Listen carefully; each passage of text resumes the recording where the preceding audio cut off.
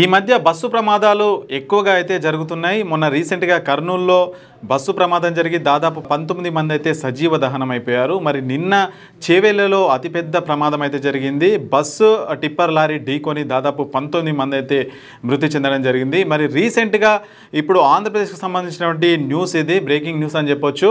ఏలూరు జిల్లా లింగపాలెం మండలం జూబ్లీ నగర్లో ఒక ప్రైవేట్ ట్రావెల్స్ బస్సు అయితే బోల్తా పడింది. మరి ఏలూరు నుంచి హైదరాబాద్కి అయితే బయలుదేరింది ప్రైవేట్ ట్రావెల్స్ బస్సు. అందులో దాదాపు 17 మంది అయితే ప్రయాణిస్తున్నారు. సో మరి అది వచ్చే క్రమంలో ఒక ఆటోను అయితే ఢీ కొట్టింది అనమాట. ఆటోను తాకించడం జరిగింది. సో మరి అక్కడి నుంచి తప్పించుకునే ప్రయత్నం అయితే చేశారు. ప్రైవేట్ ట్రావెల్స్ డ్రైవర్ ఎవరైతే ఉంటాడో అతను వేగంగా నడుపుకుంటూ వచ్చి ఎదురుగా వస్తున్న ఒక బైక్ని అయితే ఢీ కొట్టడం జరిగింది. సో మరి లింగపాలెం మండలం జూబ్లీ నగర్లో అయితే అక్కడ మూల మలుపు ఉంటుంది. మూల మలుపు వద్ద బైక్ను ఢీ కొట్టడంతో అక్కడికక్కడే అదైతే ఏమైతే బస్సు ఉంటుందో అదుపు తప్పి పక్కన అయితే బోల్తా పడిన సంఘటన అయితే జరిగింది. దాదాపు అందులో ఒక్కరైతే మృతి చెందినట్లుగా ప్రస్తుత సమాచారం అయితే అందుతుంది. అందులో 17 మంది అయితే జర్నీ చేస్తున్నట్లయితే మనకు అధికారుల నుంచి అఫీషియల్గా సమాచారం అయితే బయటికి వచ్చింది.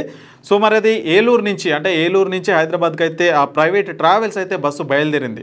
మరి మధ్య క్రమంలో లింగపాలెం అనే మండలం దగ్గరికి రాగానే అక్కడ ఎదురుగా వస్తున్న ఆటోను అయితే దాన్ని ఢీ కొట్టింది. మరి అక్కడి నుంచి తప్పించుకునే ప్రయత్నం అయితే చేశారు డ్రైవరు. అక్కడి నుంచి వస్తుంటే ఎదురుగా వస్తున్న ఒక బైక్ని అయితే ఢీ కొట్టడంతో బస్సు అదుపు తప్పి బోల్తా అయితే పడింది. మరి బోల్తా పడడంతో అక్కడ లింగపాలెం మండలానికి చెందిన ఒక వ్యక్తి అయితే మరణించడం జరిగింది.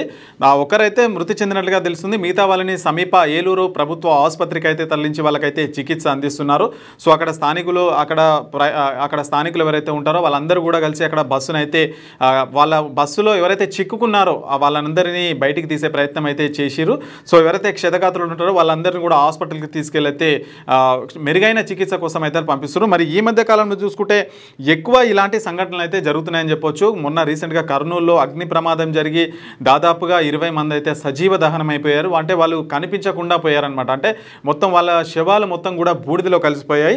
సో ఆ ఘటన మరవక ముందే ఇక్కడ నిన్న చేవెళ్ల ప్రాంతంలో ఒక టిప్పరు అండ్ ఆర్టీసీ బస్సు ఢీకొని 19 మంది అయితే మృతి చెందారు. ఇది నిజంగా చాలా బాధాకరం.